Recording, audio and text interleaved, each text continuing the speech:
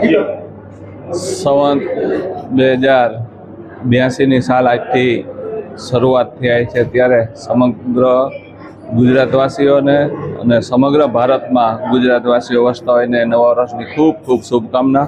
દર વર્ષની જેમ આ વર્ષે પણ વૃદ્ધાશ્રમમાં એના આશીર્વાદ લઈ, એના મોં મીઠા કરી, એનું સન્માન કરી અને નવા વર્ષની અમે પરિવાર સાથે ઉજવણી કરીએ છીએ. ત્યારે વડીલોના જીવનમાં તંદુરસ્તી રહે એવી માતાજીના ચરણોમાં પ્રાર્થના કરીએ છીએ. આપણે ભગવાનને પ્રાર્થના કરીએ કોઈના માતા પિતા વૃદ્ધાશ્રમમાં ના રહે, પણ જે વૃદ્ધાશ્રમમાં વડીલો છે એને પરિવારથી જ્યારે અલગ હોય છે, ત્યારે અમે સમગ્ર પરિવાર એના એક પરિવારના સભ્ય તરીકે એના આશીર્વાદ લઈને મોં મીઠા કરાવી અને આજનો દિવસની અમે દર વર્ષની જેમ શરૂઆત કરીએ છીએ. ત્યારે સમગ્ર ગુજરાતવાસીઓને ફરીથી નવું વર્ષની ખૂબ ખૂબ શુભકામનાઓ.